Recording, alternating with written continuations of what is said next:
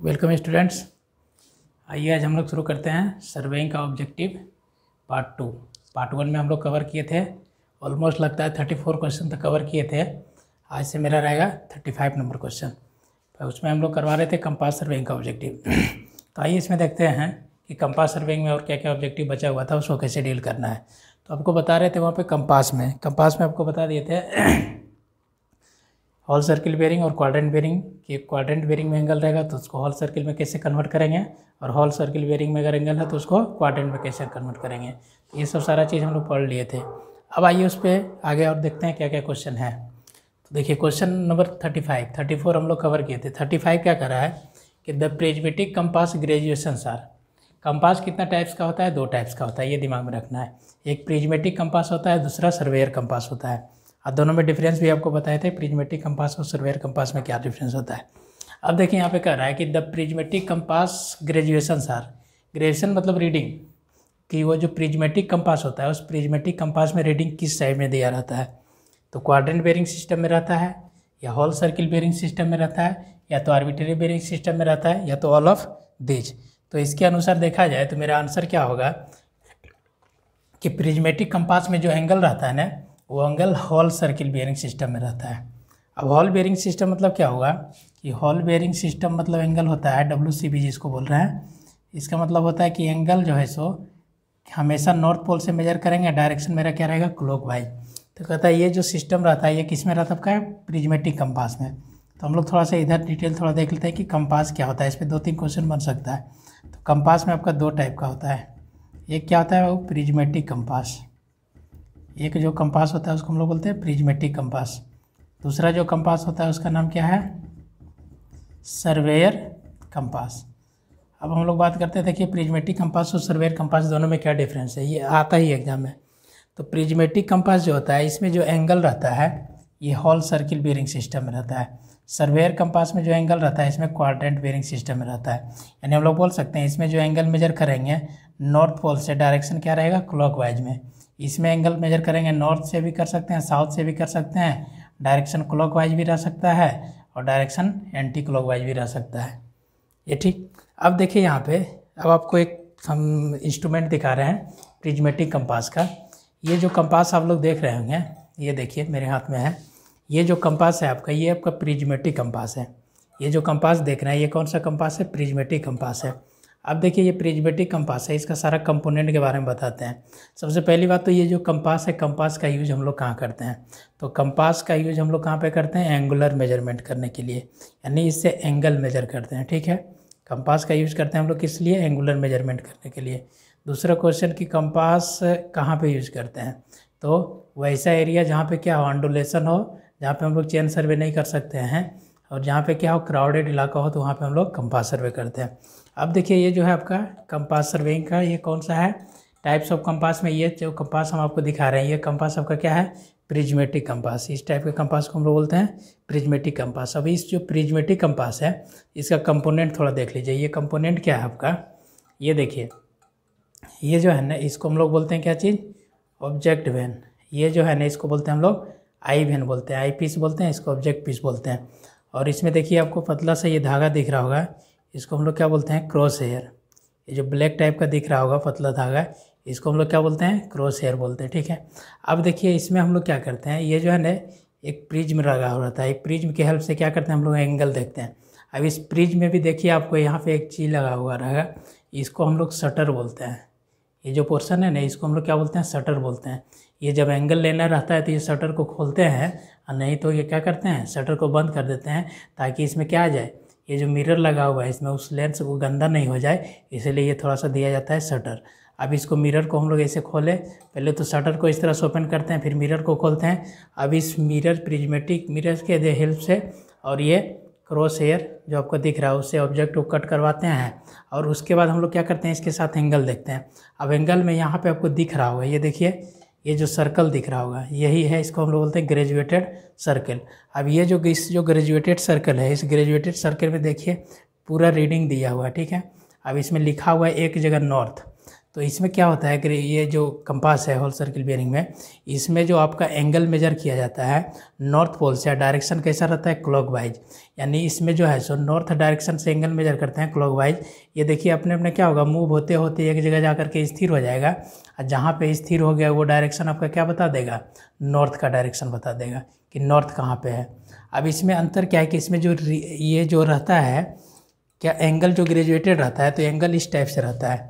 जैसे ये सर्किल दिखा है ना आपका, ये सर्किल है, और सर्किल में देखिएगा इस टाइप का ये लगा हुआ है, और यहाँ पे पिवोट लगा हुआ है जिस पे ये हैंग किया हुआ रहता है, और ये नॉर्थ है, ठीक है। उसके बाद एंगल किया हुआ रहता है, तो नॉर्थ के सामने जो एंगल है मेरा, नॉर्थ के सामने 180 डिग्री है, और साउथ के सामने जो मेरा टाइप किया हुआ है 0 डिग्री है। और आपका यहाँ देखिए नॉर्थ साउथ ईस्ट के सामने आपका कितना है, 270 डिग्री है, और इधर आपका कितना हो जाएगा 90 डिग्री। ये देखिए ये होल सर्किल बेयरिंग का पूरा इसमें जो एंगल दिया हुआ है ये सारा चीज़। तो अब देखिए यहाँ से क्वेश्चन कहाँ कहाँ से बनता है, तो आपको ये चीज़ समझ में आ गया। ये जो कंपास है, इस कंपास का नाम क्या है, होल सर्किल बेयरिंग। आपको ये पूरा डिटेल से दिखा दिया कि ये कंपास है, इसका प्रॉपर्टीज है, इसका क्या क्या होता है, ये सिस्टम क्या है। ये प्रिज्मेटिक कंपास है, इसमें एंगल जो है सो नॉर्थ पोल से शुरू करते हैं मेजर करना, घूमते हैं क्या चीज़, क्लॉकवाइज डायरेक्शन। अब यहाँ पे देखिए इसमें क्या क्या है, तो नॉर्थ पोल पे 180 डिग्री लिखा हुआ है, और साउथ पोल पे 0 डिग्री लिखा हुआ है, और ये क्या हो गया, ईस्ट पोल पे 270 डिग्री है, और वेस्ट पोल पे 90 डिग्री है। अब देखिए क्वेश्चन कहाँ कहाँ से बनता है, क्या क्या बनता है। अब देखिए इसमें क्या होता है, चलिए इंस्ट्रूमेंट तो आप लोग देख लिए, वाकिफ़ हो गए। अब यहाँ हम लोग देखते हैं, तो ये तो कह दिया कि the prismatic compass graduation are, यानी प्रिज्मेटिक कंपास जो है उसमें एंगल का ग्रेजुएशन क्या होगा, होल सर्किल बेयरिंग सिस्टम में, क्योंकि 0 से शुरू है 360 तक, ये 0 से शुरू है इसे 360 तक आ रहा है, यानी 360 डिग्री है। अब एंगल हमेशा मेजर करते हैं नॉर्थ से। अब दूसरा क्वेश्चन आपका ये आएगा कि ये जो होल सर्किल बेयरिंग सिस्टम है जिसमें हम लोग क्या बोलते हैं प्रिज्मेटिक कंपास, अब इस प्रिज्मेटिक कंपास में जो 0 डिग्री मार्क होता है वो 0 डिग्री कितना होता है, 1 टाइम्स होता है कि 2 टाइम्स होता है, तो 0 डिग्री सिर्फ 1 टाइम मार्क्स होता है। अब वो 0 डिग्री कहाँ पे लिखा हुआ रहता है, ये मार्क कहाँ लिखा हुआ रहता है, ये भी क्वेश्चन पूछता है कि नॉर्थ पोल पे लिखा रहता है या तो साउथ पोल पे लिखा रहता है। तो ये कहाँ पे लिखा रहता है बाबू, साउथ पोल पे लिखा रहता है, ये भी याद रखना है। ऑब्जेक्टिव क्वेश्चन पूछ देगा आपसे कि अगर हम लोग प्रिज्मेटिक कंपास यूज कर रहे हैं तो प्रिज्मेटिक कंपास में जो 0 डिग्री का मार्किंग किया रहता है वो 0 डिग्री मेरा किस पोल पे रहता है, तो वो किस पोल पे दिया रहता है, साउथ पोल पे दिया रहता है। और नॉर्थ पोल पे कितना है, 180 डिग्री रहता है, और ये ईस्ट पोल पे कितना रहता है, 270 डिग्री रहता है, और वेस्ट पोल पे कितना रहता है, तो 90 डिग्री एंगल रहता है। इस तरह से ग्रेजुएशन रहता है, ये इस तरह से। तो ये किसका सिस्टम है, टोटल प्रिज्मेटिक कंपास का सिस्टम है। और क्वाड्रेंट अथी सर्वेयर कंपास में क्या डिफरेंस है, तो सर्वेयर कंपास में आपका जो एंगल रहेगा ना, तो सर्वेयर कंपास में ये समझिए, सर्वेयर कंपास में जो एंगल रहता है वो क्वाड्रेंट बेयरिंग में रहता है। यहाँ नॉर्थ रहता है, यहाँ पे साउथ रहता है, यहाँ पे ईस्ट रहता है, यहाँ पे वेस्ट रहता है। यहाँ पे भी 0 डिग्री लिखा रहता है, यहाँ पे भी 0 डिग्री मार्क रहता है, यहाँ पे 90 डिग्री मार्क रहता है, और यहाँ पे 90 डिग्री मार्क रहता है। तो इससे मेरा क्या क्या क्वेश्चन बन सकता है, तो इससे जो मेरा क्वेश्चन बनेगा, इससे पहला क्वेश्चन ये बनेगा कि आपका ये जो सर्वेयर कंपास है वो सर्वेयर कंपास किस सिस्टम में है, तो हम लोग क्या बोलेंगे, surveyor compass quadrant bearing system में है। पहला तो ये सवाल बनेगा।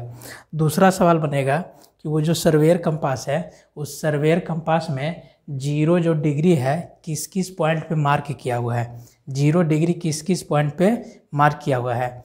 तो आप यहाँ से देखिए, देख रहे होंगे जो फिगर बना है, तो आपको 0 डिग्री कहाँ कहाँ दिख रहा है, एक नॉर्थ पोल पे दिख रहा है और दूसरा साउथ पोल पे दिख रहा है।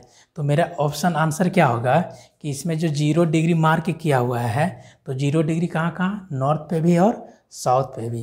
तो 2 टाइम्स 0 डिग्री लिखा हुआ रहता है, और 2 टाइम्स कितना लिखा हुआ था है, 90 डिग्री। और 90 डिग्री कहाँ कहाँ पे रहता है, ईस्ट और वेस्ट पे रहता है। तो ये देखिए मेन क्वेश्चन इससे क्या बनता है कि सर्वेयर कंपास में जो एंगल का बियरिंग रहता है, जो एंगल रहता है उसका ग्रेजुएशन किस टाइप से रहता है, तो क्या बोलिएगा, इसका ग्रेजुएशन क्वाड्रेंट बियरिंग सिस्टम में रहता है। एक तो ये हो गया।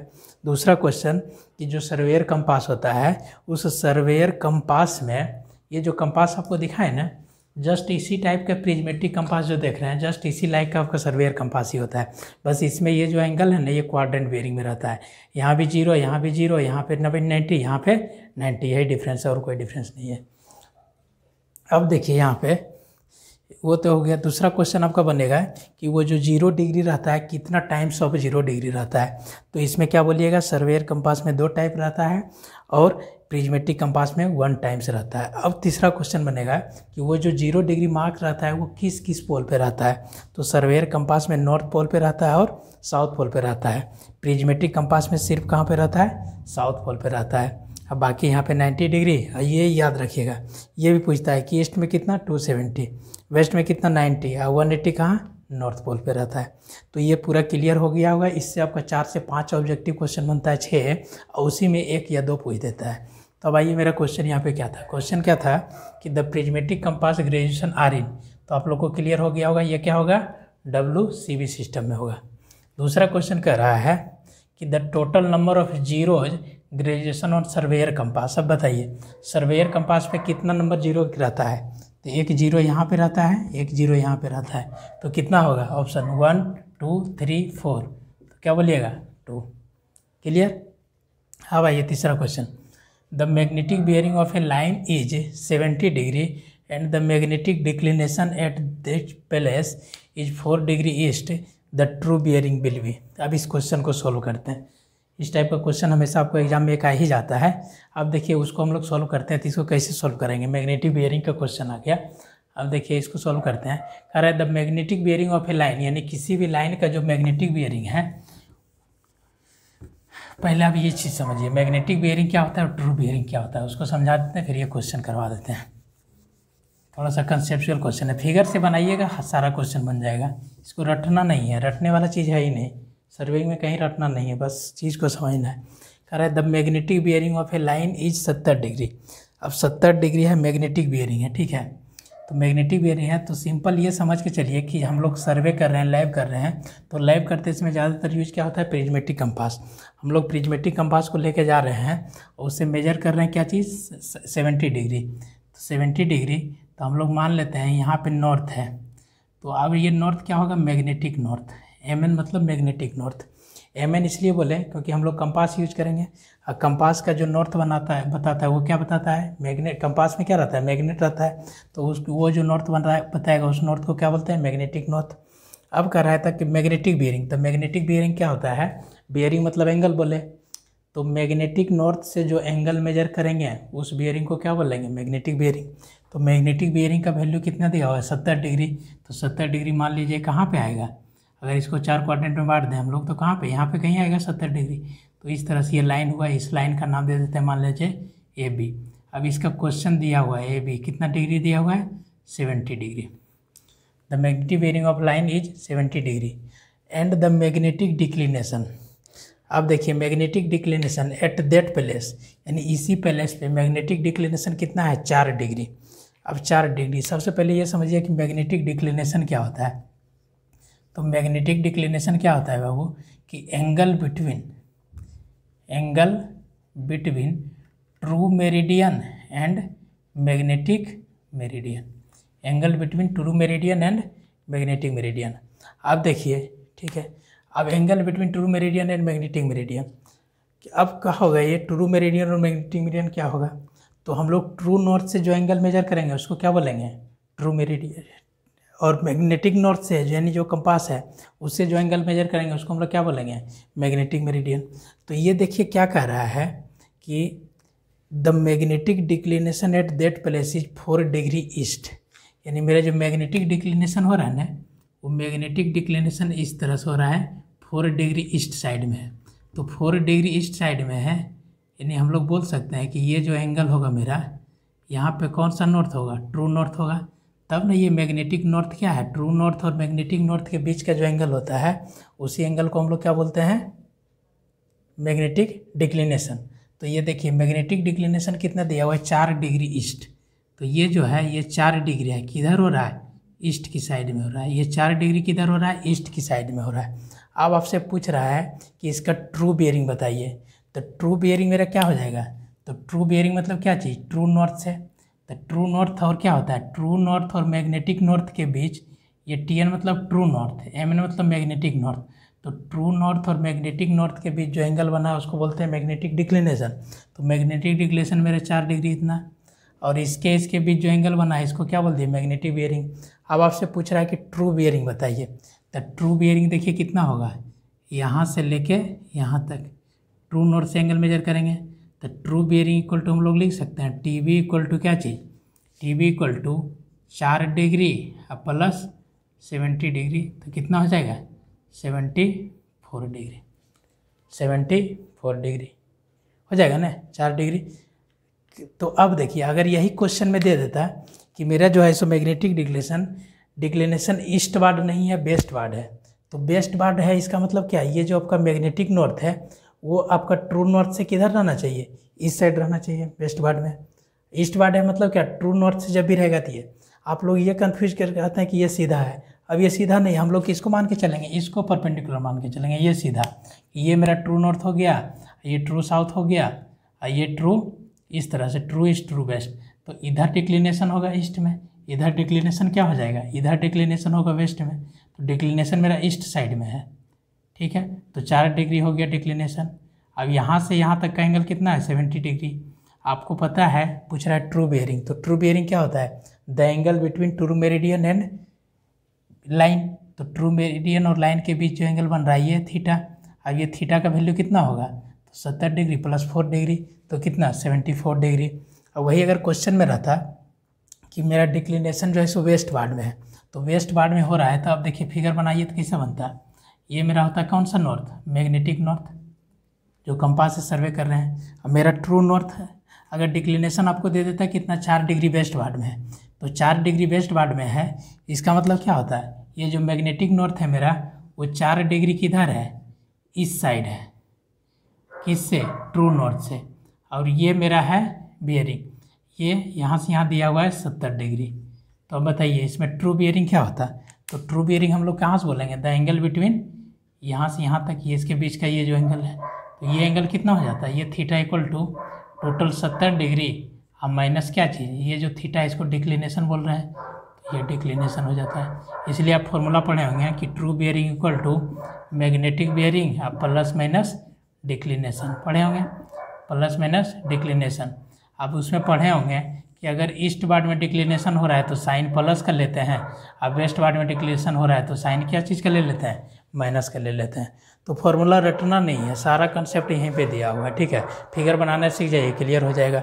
आप लोग ये चल के चलते हैं कि ये सीधा है मतलब ये क्या है, ट्रू नॉर्थ है, ऐसा कुछ नहीं है। ये ट्रू नॉर्थ हो गया तब ना इधर ईस्ट वार्ड में डिक्लिनेशन होगा मैग्नेटिक नॉर्थ का। अब ये मैग्नेटिक नॉर्थ होता क्या और ट्रू नॉर्थ क्या होता है, तो अब देखिए ये जो कंपास है ना, ये कंपास, इस कंपास से हम लोग जो सर्वे करेंगे तो इसका जो नॉर्थ बताएगा उस नॉर्थ को हम लोग बोलेंगे मैग्नेटिक नॉर्थ। आपका जो अर्थ है, अपना अर्थ का जो ज्योग्राफिकल एक पोजिशनिंग होगा ना कि मेरा अर्थ जो है उसका अक्षांश रेखा और देशांतर रेखा कहाँ से जा रहा है, वो जो आपका कहलाएगा वो क्या कहलाता है, ट्रू नॉर्थ। यानी वो कहीं भी चल जाइएगा वो फिक्स है, बट ये क्या है, ये नॉर्थ कहीं भी जाइएगा तो प्लेस टू प्लेस वेरी कर जाएगा, ठीक है। तो इस नॉर्थ को बोलते हैं मैग्नेटिक नॉर्थ। यानी जो कंपास आपका बताता है प्रिज्मेटिक कंपास, सर्वेयर कंपास, उसके अनुसार जो हमको नॉर्थ मिलता है उसको बोलते हैं क्या चीज़, मैग्नेटिक नॉर्थ। और अपना अर्थ का जो ओरिजिनल नॉर्थ है उसको बोलते हैं ज्योग्राफिकल नॉर्थ, जिसको ट्रू नॉर्थ बोलते हैं। उस ट्रू नॉर्थ और इसके नॉर्थ मैग्नेटिक नॉर्थ, ये दोनों के बीच जो एंगल बनेगा उसको हम लोग बोलेंगे डिक्लिनेशन। अगर डिक्लिनेशन 0 डिग्री हो जाए तो क्या होगा, ट्रू नॉर्थ और मैग्नेटिक नॉर्थ दोनों क्या हो जाएगा, एक ही लाइन पे आ जाएगा। बस इसी कॉन्सेप्ट को लेके चलना है। अब डिक्लिनेशन समझ गए, तो ईस्ट वार्ड होगा तो इधर आएगा, तो इधर आएगा, इसका मतलब क्या, मैग्नेटिक नॉर्थ जो है ट्रू नॉर्थ से ईस्ट साइड में है। अगर डिक्लिनेशन अगर वेस्ट वार्ड है तो इसका मतलब क्या होगा, मैग्नेटिक नॉर्थ जो है सो ट्रू नॉर्थ से किधर है, वेस्ट साइड में है। बस इस कॉन्सेप्ट को याद रखिए, बाकी जो भी एंगल दिया हुआ है फिगर बना के निकाल सकते हैं। फार्मूला याद रखिएगा, फार्मूला कैसे ड्राइव हुआ ये बता दिए। तो ये तो हो गया ये इसका क्वेश्चन। तो इसका आंसर क्या हो जाएगा आपका, कितना आ गया 74 डिग्री। इसका क्या हो जाएगा 74 डिग्री। पूरा कंसेप्ट क्लियर हो गया होगा। तो इस तरह से हम लोग बनाते हैं क्या चीज़, मैग्नेटिक डिक्लिनेशन का क्वेश्चन। ये बड़ा इंपॉर्टेंट है, हर एग्जाम में पूछता है। कहीं भी जाइएगा, कोई कंपटीशन का भी एग्ज़ाम दीजिएगा, SSC JEE वगैरह में भी ये सब क्वेश्चन पूछते रहता है। बहुत कन्फ्यूज रहता है ये फिगर क्लियर होने में। तो ये हो गया मैग्नेटिक बियरिंग का। अब आइए क्वेश्चन नंबर 38।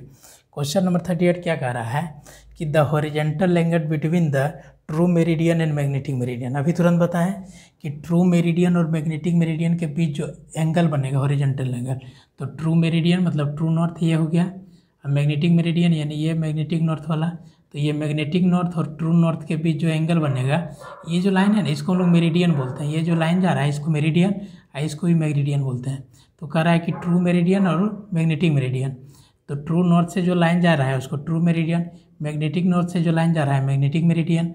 तो कह रहा है ये दोनों के बीच ये जो एंगल बनेगा, इस एंगल को हम लोग क्या बोलेंगे? तो आपका देखिए आंसर, बेरिंग नहीं, डीप नहीं, लोकल अट्रैक्शन नहीं, तो क्या बोलेंगे? Magnetic declination. Magnetic declination, 3-4 question इस पर बनेगा ही। चलिए क्लियर हो गया होगा। अब देखिए क्वेश्चन नंबर 39 में कह रहा है if the back bearing of A line is 205 degree, it's four bearing को एफ वी से डिनोट कर देते हैं और बैक बेयरिंग को बी वी से डिनोट कर देते हैं। बैक बेयरिंग को बी वी से डिनोट किया यानी बैक बेयरिंग। कह रहा है if the back bearing of A line is 205 degree, यानी किसी भी लाइन का बैक बेयरिंग दिया है 205 degree, it's four bearing will be, यानी इसका फोर बेयरिंग क्या होगा। अब आइए इस पर भी थोड़ा बता देते हैं कि बैक बेयरिंग और फोर बेयरिंग क्या होता है। आप लोग सीधा पढ़े होंगे कि अगर ए से बी की तरफ जा रहे हैं हम लोग और फर्स्ट पॉइंट पे जो एंगल बना उसको फोर बेयरिंग बोलते हैं, और अब बी पे जो एंगल बना उसको बैक बेयरिंग बोलते हैं। अगर बी से ए की तरफ आ रहे हैं तो बी पे जो एंगल बनेगा वो भी फोर बेयरिंग कहलाएगा और ए पे जो एंगल बनेगा वो बैक बेयरिंग कहलाएगा। अब देखिए ऐसे समझिए, इसमें एरो का बस खेल है, ये समझना है आपको। डायरेक्शन आपका ये है ए टू बी। अब यहाँ पे जो इस नॉर्थ से एंगल बनाएगा थीटा, इसको हम लोग क्या बोलेंगे? Four bearing. और यहाँ पे इस नॉर्थ से ये जो एंगल बनाएगा इसको हम लोग क्या बोलेंगे? Back bearing. इसी में अगर कंसेप्ट को चेंज कर दे, क्या चेंज कर दें? ये इस तरह से जा रहा है, बस कुछ नहीं, हम क्या करें? डायरेक्शन को ऐसे चेंज कर दें। तो डायरेक्शन को ऐसे चेंज कर दें तो अब यहाँ पे ये जो एंगल बनाएगा ये क्या कहलाएगा? फोर बेयरिंग, यानी फॉरवर्ड डायरेक्शन में। और ये जो एंगल बनाएगा इस एंगल को हम लोग क्या बोलेंगे? Back bearing. अब दोनों में रिलेशन क्या होता है? दोनों में रिलेशन क्या होता है कि आपका जो बैक बेयरिंग होता है ये क्या होता है? फोर बेयरिंग अब प्लस माइनस 180 डिग्री, यानी बैक बेयरिंग क्या होता है आपका? फोर बेयरिंग अब प्लस माइनस 180 डिग्री। अब देखिए ये क्या होता है? प्लस माइनस 180 डिग्री, प्लस कब लेंगे माइनस कब लेंगे, ये रिलेशन को खाली याद रखिए। तो प्लस का साइन लेंगे प्लस जब ये जो फोर बेयरिंग है ना, फोर बेयरिंग ये लेस देन 180 डिग्री रहे, ठीक है। अगर ये माइनस का साइन यूज करेंगे जब four bearing greater than 180 degree, ये लेस देन इक्वल टू। अगर फोर बेयरिंग में क्या करेंगे? माइनस का साइन यूज करेंगे कब? जब फोर बेयरिंग क्या रहे? Greater than 180 degree. अब यहाँ क्वेश्चन में देखिए, क्वेश्चन में क्या कर रहा है? If the back bearing of line is 205 degree, ठीक है, इट्स फोर बेयरिंग। अब देखिए फोर बेयरिंग तो आपका क्या हो जाएगा एक रिलेशन? ये देखिए उल्टा लिख देंगे, ये फोर बेयरिंग, हाँ, fore bearing equal to back bearing plus minus 180 degree, वही बात रहा है। अब देखिए यहाँ पे बैक बेयरिंग लेस देन ये बैक बेयरिंग, ये वो तो इधर से लिखिए उधर से लिखिए, बात बराबर आएगा। अब देखिए हमको निकालना है फोर बेयरिंग, तो फोर बेयरिंग इक्वल टू क्या चीज़?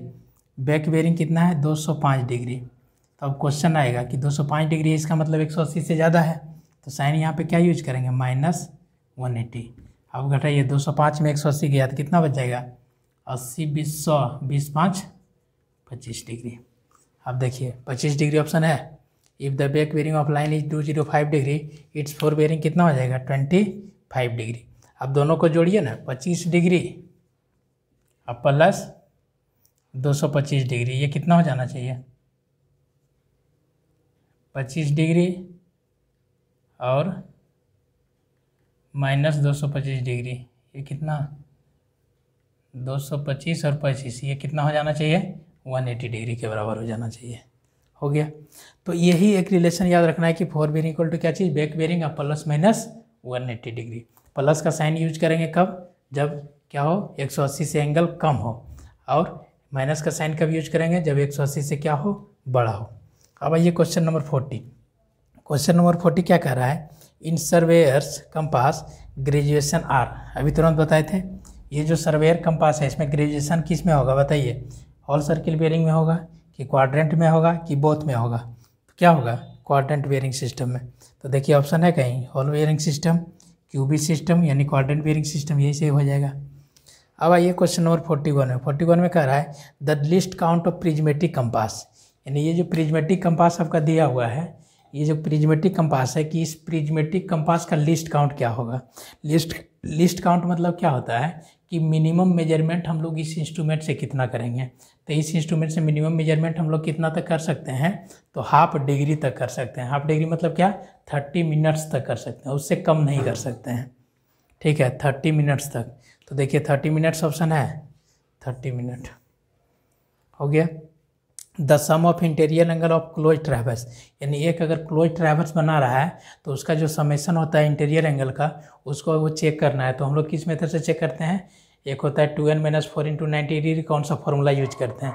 तो 2n-4 × 90 डिग्री। इसी से हम लोग न्यूमेरिकल भी एक बनाते हैं फोर बेरिंग और बैक बेरिंग का, और उसमें जो इंटीरियर एंगल आया सारे इंटीरियर एंगल को सम करते हैं और उसका समेशन किसके बराबर होना चाहिए? तो 2n-4 × 90 डिग्री के बराबर होना चाहिए। एन क्या है? Number of sides. अगर 4 साइड्स है तो क्या हो जाएगा? 4 दूना 8 में से 4 गया 4, 9 36, 360 डिग्री होना चाहिए सारा क्या चीज़? एंगल का सम। तो ये क्या होता है? चेक होता है इंटीरियर एंगल का समेशन का चेक करने के लिए कि कौन सा फॉर्मूला यूज करते हैं? 2n-4 × 90। यानी इस तरह से देखिए टोटल एक एक क्वेश्चन का हम लोग क्या किए, यहाँ पे नंबर ऑफ क्वेश्चन बहुत कम लिखे हैं, लेकिन इसमें हम लोग मैक्सिमम क्वेश्चन सीख गए कि इसके अलावा भी इसमें कहाँ कहाँ से क्वेश्चन सबका क्या हो सकता है? बन सकता है, कहाँ कहाँ से क्वेश्चन एराइज हो सकता है। तो खास करके ये सब चीज़ सीखे हम लोग। कंपास सर्वेयर, ये प्रिज्मेटिक कंपास और सर्वेयर कंपास में इसमें क्या डिफरेंस है, ये सब चीज़ भी देख लीजिएगा। आपको 4 नंबर क्वेश्चन पूछता है बार बार हमेशा। तो इस तरह से हम लोग इसको कंप्लीट किए कहाँ? 42 तक। अब आइए क्वेश्चन नंबर हम लोग करते हैं 43। 43 में हम लोग बात करते हैं कि 43 का कैसे करेंगे। 43 में क्या क्वेश्चन है, किस टाइप का। अब आइए हम लोग पढ़ रहे हैं क्या चीज़? सर्वेइंग का चल रहा है आपका कंपास सर्वे। क्वेश्चन नंबर हम लोग शुरू करते हैं कहाँ से? 43 से। क्वेश्चन नंबर 43 देखिए क्वेश्चन नंबर में कितना? 43। क्वेश्चन नंबर 43 क्या कह रहा है कि there is a relative movement between the cross hair and the staff reading is known as, यानी आपका रिलेटिव मूवमेंट हो किसके साथ? क्रॉस हेयर और स्टाफ रीडिंग के साथ, तो उसको हम क्या बोलते हैं? एक टाइप का एरर बोलते हैं। रिलेटिव मूवमेंट जो हो रहा है क्रॉस हेयर और स्टाफ के बीच में, तो वो एक टाइप का एरर होता है। उस एरर को हम लोग क्या बोलते हैं? उसको बोलते हैं हम लोग पैरालैक्स। उसको क्या बोलते हैं हम लोग? पैरालैक्स बोलते हैं। ठीक है, तो ये याद रखना है कि the relative movement between the cross hairs and the staff, ये इसको ये से समझिए कि ये आपका क्रॉस हेयर होता है, इस तरह से बताया हमने क्लास में। ये अपर स्टीडिया, ये लोअर स्टीडिया, ये सेंट्रल होता है। ठीक है, सेंट्रल हेयर इस तरह से ये रहता है। ठीक है, इसको हम लोग क्या बोलते हैं? डायफ्राम टोटल को। तो ये कह रहा है कि क्रॉस हेयर और आपका जो स्टाफ का रीडिंग जिसको हम देख रहे हैं लेबलिंग करते, इसमें लेबलिंग का क्वेश्चन है।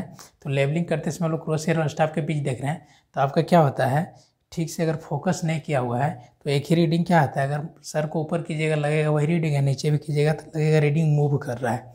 तो इस टाइप से क्या होता है, रीडिंग लेने में आपको दिक्कत होता है, तो उससे भी एरर आता है। तो उस टाइप के एरर को हम लोग क्या बोलते हैं? Parallax error. Parallax error. अब क्वेश्चन आता है कि सर हम लोग पैरालैक्स एरर को हम लोग एलिमिनेट कैसे करेंगे, उसको कैसे पैरालैक्स को कम करेंगे? तो उसके लिए आपको क्या करना पड़ेगा? प्रॉपर फोकसिंग करना पड़ेगा। लेंस को प्रॉपर क्या करना पड़ेगा? फोकसिंग करना पड़ेगा, ताकि अच्छा से क्या हो, मेरा क्लियर विजन हो जाए। ठीक है, आइए क्वेश्चन नंबर 44। क्वेश्चन नंबर 44 क्या कर रहा है? The operation of levelling across any river, यानी कोई नदी है और नदी के पास हमको लेवलिंग करना है, उसको पार करके इस पार से उस पार, तो हम लोग कौन सा लेवलिंग अप्लाई करेंगे? तो ये भी आपको पढ़ाए हुए हैं कि टाइप्स ऑफ लेवलिंग में कितना टाइप्स का जो बताए थे। तो यहाँ पे मेरा काम सा हो जाएगा रेसिप्रोकल लेवलिंग, यानी एक बार नदी के इस पार से दूसरे पार को देखेंगे, फिर दूसरे पार से इस पार को देखेंगे, तो उस टाइप के लेवलिंग को हम लोग क्या बोलते हैं? रेसिप्रोकल लेवलिंग बोलते हैं। इसको पूरा डिटेल्स थ्योरी भी पढ़ाए हुए हैं। अब आइए क्वेश्चन नंबर 45। क्वेश्चन नंबर 45 कह रहा है which of the following sight in levelling is known as minus sight, यानी जब हम लोग लेबलिंग कर रहे हैं तो कौन से साइड को माइनस साइड बोलते हैं। माइनस साइड मतलब उस वैल्यू को हमेशा क्या करते हैं, माइनस करते हैं, घटाते हैं। तो कौन सा साइड को माइनस करते हैं हमेशा, तो देखे होंगे, आपको बताए थे कि लेबलिंग में जहाँ पे भी किसी भी पॉइंट पे लेवल निकालना रहता है तो इस तरह से ऐसे बताए होंगे कि ये है, ये इंस्ट्रूमेंट लगा हुआ है, ठीक है, और ये यहाँ से इस तरह सा है। अब हम लोग क्या करते हैं, यहाँ से इसे साइड करते हैं। फर्स्ट रीडिंग क्या होता है, back side always, last reading always क्या होता है, फोर साइड। अब मान लीजिए यहाँ का आपको लेवल निकालना है, तो यहाँ का लेवल निकालने के लिए आपको क्या बताए होंगे कि ये जो है इसका एच आई पहले निकाल लेते हैं। ये एच आई कैसे निकालते हैं, तो यहाँ का जो फर्स्ट जो लगाते हैं इसको हम लोग क्या बोलते हैं, बेंच मार्क। तो ये बेंच मार्क का वैल्यू आपको पता रहता है, इसमें प्लस कर देंगे क्या चीज़, ये बैक साइड रीडिंग। तो बैक साइड रीडिंग को प्लस कर दिए तो हम लोग क्या निकल गया, ये एच आई निकल गया। इसको गौर से समझिए, ये मेरा क्या बोले, ये बेंच मार्क है किसी पॉइंट का। एक तो पॉइंट आपको पता रहेगा ये बेंच मार्क है। अब इस बेंच मार्क पे हम लोग स्टाफ को रखे हैं, तो ये स्टाफ क्या करेगा, कुछ रीडिंग देगा, इधर इंस्ट्रूमेंट रखा हुआ है। अब ये जो रीडिंग दिया, यहाँ का जो रीडिंग दिया, इस रीडिंग और इसको जोड़ देंगे तो ये मेरा एक लाइन जो सीधा जा रहा है, इस लाइन को हम लोग क्या बोलते हैं, H I, height of instrument. अब इस हाइट ऑफ इंस्ट्रूमेंट से हमको लेवल कहाँ का निकालना है, बी का। तो इस हाइट ऑफ इंस्ट्रूमेंट से क्या करेंगे, इतना वैल्यू को माइनस कर देंगे तो बी का RL निकल जाएगा। तो ये जो वैल्यू माइनस किए, तो ये जो हम माइनस कर रहे हैं तो कौन सा रीडिंग को माइनस कर रहे हैं, सबसे लास्ट वाला रीडिंग। तो ये लास्ट वाला रीडिंग हमेशा क्या कहलाता है, फोर साइड रीडिंग। तो ये जो फोर साइड रीडिंग होता है इसको हमेशा ऑलवेज क्या करना पड़ता है, माइनस करना पड़ता है। और बैक साइड रीडिंग जो होता है इसको हमेशा क्या करना पड़ता है, प्लस करना पड़ता है। अब क्वेश्चन आएगा कि बैक साइड रीडिंग को प्लस करके हम लोग क्या करते हैं, तो बैक साइड रीडिंग को प्लस करने के बाद हम लोग क्या निकालते हैं, एच आई निकालते हैं। इसको डिटेल बता देंगे, थोड़ा सा आगे का क्वेश्चन करवा देंगे इस बेसिस पे।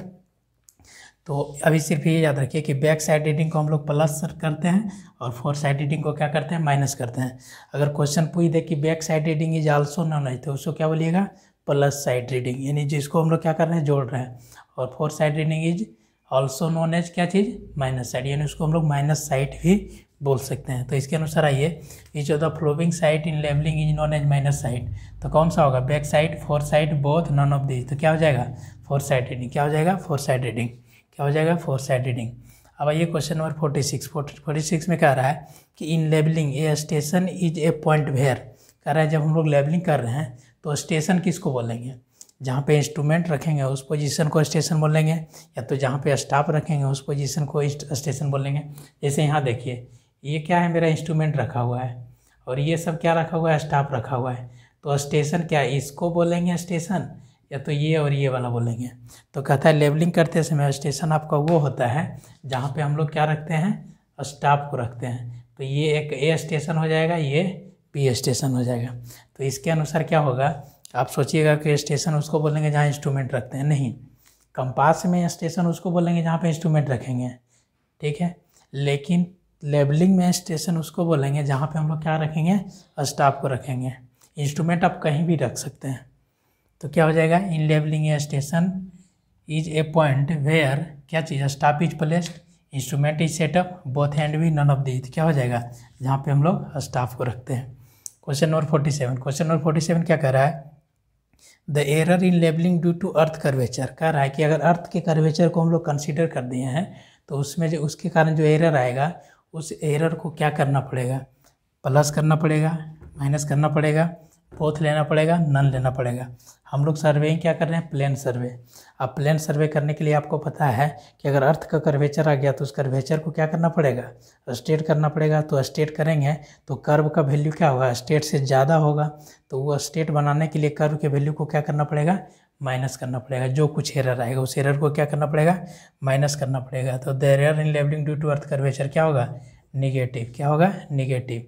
क्वेश्चन नंबर 48 में आइए, the rise and fall method of levelling provide incomplete check. अब कह रहा है कि हम लोग राइज एंड फॉल मेथड, अब यहाँ पे समझिए इसको थोड़ा सा डिटेल में कि हम लोग जो क्या करते हैं, लेबलिंग करते हैं। तो लेबलिंग करने का मेन मकसद क्या रहता है, क्योंकि लेबलिंग करते हैं हम लोग क्या चीज़, ग्राउंड को चेक करते हैं कि मेरा जो ग्राउंड है कहाँ पे कितना टोपोग्राफी उसका क्या है, कहाँ पे ऊंचा है या कहाँ पे नीचा है, कहाँ पे हमको कट करने की ज़रूरत है, कहाँ पे फिल करने की ज़रूरत है। यानी आपको एक फ्लैट समतल बनाना है तो कहाँ पे कितना गड्ढा ऊपर नीचे है वो सब चेक करते हैं हम लोग। उसके रिलेटिव हाइट्स को चेक करते हैं कि एक रिलेटिव में दूसरे का हाइट्स आपका क्या है, या उससे नीचे है या तो ऊपर है। तो रिलेटिव हाइट्स को चेक करते हैं किससे, लेवलिंग में। तो लेवलिंग में वो चेक करते हैं रिलेटिव हाइट्स, उसको हम लोग दो मेथड से कर सकते हैं। एक मेथड होता है HI मेथड, पढ़े होंगे आप लोग, इस पर नो क्वेश्चन भी आता है, 100% एक क्वेश्चन आएगा ही। और दूसरा होता है rise and fall method, rise and fall method. ये क्वेश्चन अगर आप लोग से बन जाता है तो ठीक है, नहीं जिससे बनता है कमेंट कीजिए, इसका वीडियो बना देंगे। देखिए दो मेथड होता है, एक HI मेथड होता है, दूसरा राइज एंड फॉल मेथड होता है। HI मतलब क्या होता है बाबू, हाइट एंड इंस्ट्रूमेंट मेथड, और दूसरा क्या होता है राइज एंड फॉल मेथड। तो यहाँ पे क्वेश्चन कर रहा है कि राइज एंड फॉल मेथड से अगर हम लोग कर रहे हैं तो उसमें क्या करते हैं, कैसे निकालते हैं।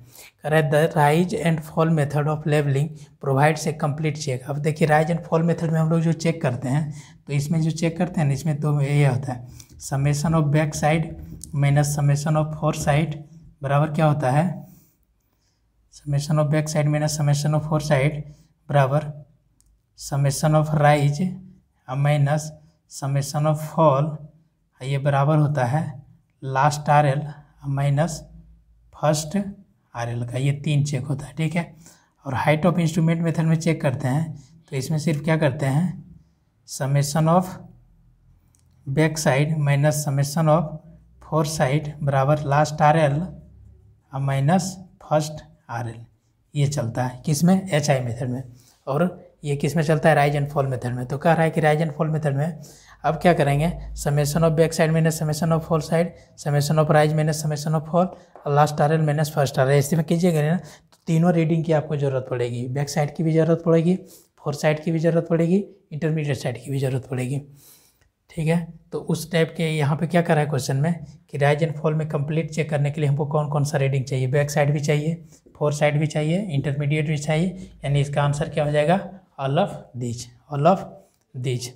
अब कह रहा है the fore side and back side both are taken at, यानी फोर साइड रीडिंग भी और बैक साइड रीडिंग भी हम लोग एक साथ ले लिए, तो उस पॉइंट को क्या बोलते हैं, तो उस स्टेशन को हम लोग क्या बोलते हैं, उस पॉइंट को हम लोग बोलते हैं चेंज पॉइंट। जहाँ पे हम लोग स्टेशन को अथी इंस्ट्रूमेंट को क्या करते हैं, चेंज करते हैं, वहाँ पे जो रीडिंग लेते हैं वो रीडिंग दो रीडिंग लेना पड़ता है एक ही इंस्ट्रूमेंट से। अब देखिए इसको समझिए, फिगर से समझाते हैं इसको।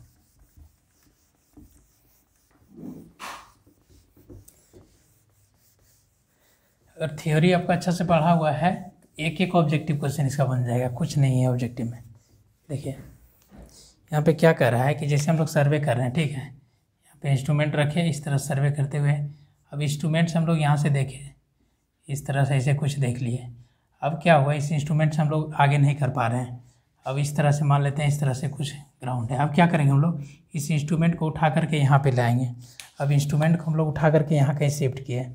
अब इस इंस्ट्रूमेंट से भी देखेंगे तो ये इस तरह से दिखेगा, अब इस तरह से ऐसे चलेगा लेवलिंग। अब देखिए यहाँ पे क्या होगा कि ये जो इंस्ट्रूमेंट है, इस इंस्ट्रूमेंट से फर्स्ट रीडिंग कौन सा देखें, ये वाला, तो ये रीडिंग क्या कहला जाएगा, बैक साइड।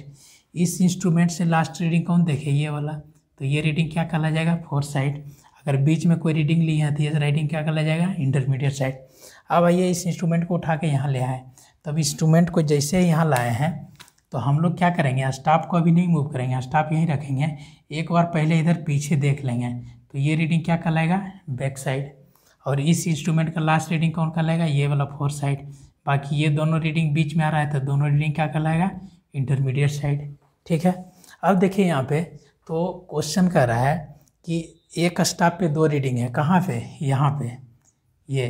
अब ये कहाँ पे है, तो इस पॉइंट को हम लोग क्या बोलते हैं, चेंज पॉइंट। ये जो स्टेशन है वो कैसा स्टेशन है, चेंज स्टेशन है, यानी वहाँ से हम लोग क्या किए हैं, स्टेशन को चेंज किए हैं, तो चेंज पॉइंट भी बोलते हैं, टर्निंग पॉइंट भी बोलते हैं, TP टर्निंग पॉइंट, ठीक है। तो क्वेश्चन क्या कर रहा है कि the fore side and back side both are taken, यानी फोर साइड रीडिंग भी लिए हैं, बैक साइड रीडिंग भी लिए हैं। बाकी सब जगह देखिए, यहाँ सिर्फ बैक साइड है, यहाँ इंटरमीडिएट साइड है, यहाँ भी ऐसे इंटरमीडिएट यहाँ फोर साइड है। उसके बाद देखिए यहाँ पे क्या है, ये जो स्टेशन दिख रहा है, ये यहाँ पे दो रीडिंग है, तो कह रहा है कि four side reading back side reading यहाँ पे लेते हैं। उस स्टेशन को हम लोग क्या बोलते हैं, चेंज पॉइंट या तो टर्निंग पॉइंट।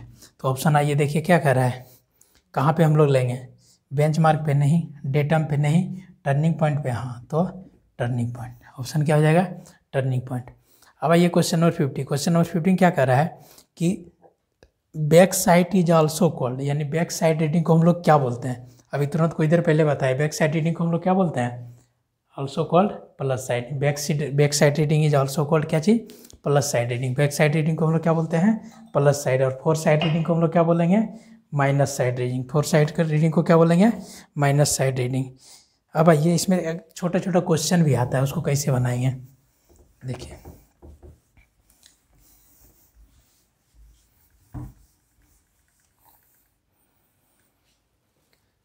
क्वेश्चन नंबर हम लोग कहाँ तक कर लिए थे, 50।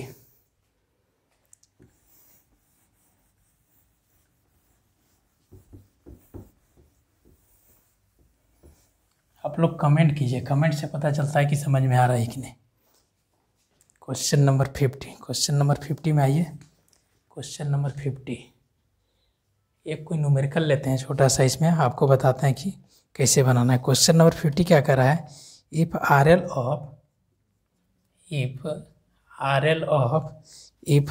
Of a benchmark, B M मतलब क्या होता है, benchmark. If R L of a benchmark is 120 metre, is 120 metre यानी 120 मीटर है, ठीक है। The back side is, question कर रहा है the back side is, B S लिखेंगे मतलब back side, the back side is 1.150 metre, 1.150 metre. And the fore side is, और क्वेश्चन में कर रहा है एंड द फोर साइड यानी एफ एस लिख देते हैं, and the fore side is, and the fore side is, उस क्वेश्चन का जो फोर साइड है, फोर साइड दिया हुआ है 1.780 metre, and the fore side is 1.780 metre. And the R L of, क्या रहा है, the R L of the forward station is, the R L of the forward station is, यानी forward station का R L क्या होगा। अब देखिए इसको हम लोग कैसे निकालेंगे, ठीक है। ऑप्शन में दिया हुआ है, पता नहीं ऑप्शन सही है कि गलत, इसको चेक करते हैं। 119.370 मीटर। दूसरा बी में दिया हुआ है 119.730 मीटर। तीसरा में दिया हुआ है 121.130 मीटर। डी में दिया हुआ है 121.780 मीटर। अब देखते हैं ये ऑप्शन सही है कि गलत है, कोई क्वेश्चन है। अब यहाँ से देखिए क्या रहा है कि if the R L of a bench mark, यानी एक किसी बेंच मार्क का आर एल कितना दिया हुआ है, 120 मीटर है, ठीक है, बेंच मार्क का value. The back side is कितना 1.150 and the fore side is इतना। द फॉरवर्ड स्टेशन का आर एल पूछ रहा है, यानी इसको देखिए फिगर बनाते हैं हम लोग। पहले इंस्ट्रूमेंट एक ले लिए यहाँ पे कहीं, ठीक है। अभी इस तरह से इसे बना रहे हैं, ठीक है। ये इंस्ट्रूमेंट से लेंगे तो इंस्ट्रूमेंट से देखेंगे कैसे, इस तरह से देखें। अब मान लेते हैं यहाँ पे कोई एक हमको पता है बेंच मार्क, कहीं पे ले लिए ये बेंच मार्क। ये बेंच मार्क का वैल्यू कितना दिया हुआ है, 120 मीटर, ठीक है। अब इस बेंच मार्क पे हम लोग क्या करेंगे, स्टॉप को लगाएंगे। तो पहला स्टॉप कहाँ लगाएंगे, हमेशा बेंच मार्क पे लगाएंगे। तो ये जो रीडिंग आ गया फर्स्ट रीडिंग हमेशा ऑलवेज क्या कहलाएगा, बैक साइड रीडिंग। अब कह रहा है कि बैक साइड रीडिंग आपका दिया हुआ है, कितना दिया हुआ है बैक साइड रीडिंग, 1.780। चलिए यहाँ तक क्लियर हो गया। यानी जहाँ बेंच मार्क दिया हुआ है उस बेंच मार्क पे क्या करेंगे, पहला स्टॉप लगाएंगे। उस स्टॉप का जो भी रीडिंग आएगा, यानी फर्स्ट स्टॉप कहीं पे भी लगा है, चाहे लेफ्ट लगाएं, राइट लगाएं, ऊपर नीचे कहीं भी लगाइए, वो रीडिंग जो भी देगा उस रीडिंग को हम लोग क्या बोलेंगे, बैक साइड रीडिंग। तो पहला स्टॉप को यहाँ लगाए, ये रीडिंग क्या कहलाया मेरा, बैक साइड रीडिंग। अब क्या किए हैं, अब देखिए रीडिंग देखिए, इसके बाद एक और रीडिंग है, यानी एक और स्टेशन कोई होगा। तो मान लेते हैं स्टेशन एक और यहाँ कहीं होगा, तो ये मान लेते हैं स्टेशन आपका बी है, जो भी हो ये बेंच मार्क है, स्टेशन बी है। अब स्टेशन बी का जो रीडिंग दिया हुआ है इसका कह रहा है द फोर साइड, ये फोर साइड मतलब ये लास्ट रीडिंग है। तो ये जो फोर साइड का वैल्यू दिया हुआ है, ये फोर साइड का वैल्यू कितना दिया हुआ है, सॉरी ये गलती लिखे ना, बैक साइड का रीडिंग दिया हुआ है 1.150 और ये फोर साइड का रीडिंग दिया हुआ है 1.780। आपसे क्वेश्चन क्या पूछ रहा है, क्वेश्चन पूछ रहा है ये जो पॉइंट है ना इसका, यहाँ का ये आर एल बराबर वाट, ये कितना हाइट पे है, यहाँ का आर एल बताइए फॉरवर्ड डायरेक्शन का। तो सबसे पहला काम क्या करेंगे, तो सबसे पहला काम करेंगे, ये जो बेंच मार्क मेरा दिया हुआ है इसमें हम लोग प्लस कर देंगे। देखिए इस टाइप का क्वेश्चन रहे ना, तो सबसे पहला काम हम लोग क्या करेंगे, एच आई निकाल लेंगे, ठीक है। एच आई मेथड से बता दिए, हाइट ऑफ इंस्ट्रूमेंट से। तो एच आई बराबर क्या होता है, एच आई बराबर होता है कि बेंच मार्क अब प्लस उस बेंच मार्क पे जो रीडिंग ले रहे हैं कौन सा, बैक साइड का। तो इसके अनुसार आइए, तो अब बताइए यहाँ पे एच आई। दूसरा होता है कि आर एल निकालना है किसी भी पॉइंट का, आर एल किसी भी, आर एल एनी पॉइंट यानी किसी भी पॉइंट का आर एल निकालना है। तो अब क्या करेंगे, ये जो एच आई है उस एच आई में माइनस कर देंगे या तो इंटरमीडिएट साइड या तो फोर साइड। इंटरमीडिएट साइड रहा तो इंटरमीडिएट साइड को माइनस करेंगे, और नहीं तो फोर साइड रहा तो फोर साइड को माइनस करेंगे। बस यही कॉन्सेप्ट पूरा चले जाएगा, कितना लेंथी क्वेश्चन रहेगा सारा बन जाएगा।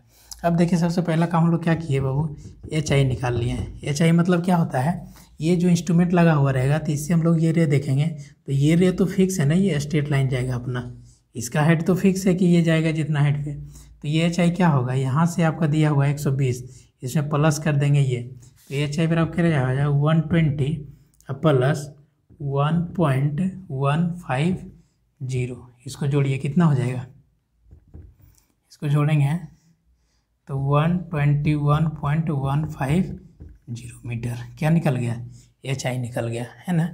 अब ये एच आई ये जा रहा है, यानी इस लाइन का वैल्यू मेरा कितना है 121.150। अब बताइए बी का आर एल निकालना है, तो क्या करेंगे, इस लाइन में से इसको क्या कर लेंगे, माइनस कर देंगे। इस लाइन में से क्या कीजिएगा, इतना जो वैल्यू है इस वैल्यू को क्या करेंगे, माइनस कर देंगे। और ये जो वैल्यू है, ये वैल्यू क्या है, फोर साइड है, तो इसको हम लोग माइनस करते हैं। तो अब आइए आर एल निकालेंगे, कहाँ का आर एल निकालेंगे, अब आर एल निकालना है कहाँ पे, बी का। यही चीज़ आपको पूछ रहा है कि बी का आर एल कितना होगा। तो हम लोग क्या करेंगे, बी का आर एल निकालने के लिए एच आई अब माइनस कौन सा रीडिंग, एफ एस। अब आइए एच आई का वैल्यू कितना है आपका, एच आई का वैल्यू ये हो गया 121.150। अब माइनस, अब यहाँ पे इंटरमीडिएट साइड रहता तो इंटरमीडिएट साइड घटाते, अगर ये पहले इसको बना लीजिए। अब माइनस कितना करेंगे 1.780 है। अब इसको माइनस कीजिए 121.150 माइनस 1.780, सुनना 10 में से 8 कितना, 15 में से 8 गया तो 7 ना जी, यहाँ बच गया 10 में से 7 गया 3, यहाँ पे कितना 0, 10 में से 1 9, इन हो जाएगा 119.370, 119.370। ऑप्शन नंबर क्या सही हो जाएगा, बी हो जाएगा। ऑप्शन नंबर बी सही हो गया, यानी ये आर एल आ गया कितना 119.370 मीटर। तो यहाँ का आ गया। अगर क्वेश्चन में कुछ नहीं, देखिए इसी को लेंथी कर दें, लेंथी क्या करें, इस तरह से कंटिन्यू चलते जाएं, ऐसे बना दें, ऐसे बना दें। अब आपको पूछें कि ये सी का आर एल बताइए, डी का आर एल बताइए, तो नहीं बता दीजिएगा। सी का आर एल भी क्या होगा, सी का आर एल भी ये एच आई। अब बताइए ये जो रीडिंग होगा, अब ये फोर साइड नहीं कहला के ये इंटरमीडिएट का लाएगा, ये भी इंटरमीडिएट का लाएगा, और ये रीडिंग क्या हो जाएगा, एफ एस का लाएगा। तो अब यहाँ का एच आई निकालेंगे कहाँ पे, अगर सी पे निकालते हैं, एच आई सी पे निकालते हैं, तो सी पे आर एल निकालते हैं, तो आर एल मेरा सी का क्या हो जाएगा, देखिए एच आई तो कांस्टेंट वही रहेगा सबके लिए, क्योंकि इंस्ट्रूमेंट अभी चेंज नहीं किया है। इंस्ट्रूमेंट को जैसे ही चेंज करेंगे तो एच आई भी क्या होता है, चेंज हो जाता है। यही कंसेप्ट याद रखना है। तो सी का भी निकालेंगे तो एच आई माइनस क्या हो जाएगा, इंटरमीडिएट साइड। डी का निकालेंगे तो यही एच आई रहेगा, अब माइनस क्या हो जाएगा, डी का आई एस। अब एफ पे निकालेंगे तो एफ पे क्या हो जाएगा, एच आई, अब माइनस एफ पे क्या है, फोर साइड, तो एफ एस हो जाएगा। बस इसी कंसेप्ट को फॉलो करते जाइए, कोई भी क्वेश्चन आपका बन जाएगा आपके लेवल का। तो इस तरह से अगर कुछ छोटे छोटे न्यूमेरिकल रहता है तो न्यूमेरिकल को भी क्या करेंगे हम लोग, सोल्व कर लेंगे। अब इसको याद नहीं करना है, रटना नहीं है कि यार बैक साइड है तो उसको जोड़ते हैं फिर उसको माइनस करते हैं, कुछ नहीं। दिमाग में क्या कीजिए, इसको भाई रखिए, पिक्चर को इमेजिन कीजिए, इमेजिन करने के बाद आपको माइंड सीट क्लिक करेगा, ऑटोमेटिक समझिए ये एच आई निकालना है। एच आई निकालने के लिए क्या करेंगे, जो बेंच मार्क दिया हुआ उसमें प्लस करेंगे बैक साइड का रीडिंग निकल गया, एच आई निकल गया। अब एच आई से वैल्यू को क्या करेंगे, माइनस करते जाएंगे, सारा वैल्यू आर एल आपका निकलते जाएगा। बस इसी कंटिन्यूस प्रोसेस को चलते जाइए। स्टेशन को चेंज करेंगे तो फिर से क्या निकालना पड़ेगा, एच आई। अब देखिए इसको और थोड़ा सा बता देते हैं आपको। अगर इंस्ट्रूमेंट को चेंज किया, अब यहाँ पे हम लोग जैसे यहाँ था, ये क्वेश्चन यहाँ बना लिए होंगे आप लोग। अब देखिए हम लोग क्या किए, जैसे मान लीजिए इससे हम लोग यहाँ तक सर्वे कर लिए। अब मेरा इच्छा कर रहा है कि यहाँ पे आई एस निकाल लिए, ठीक है, ये आई एस बोल रहे हैं, फिर ये एफ एस दिया हुआ है फोर साइड।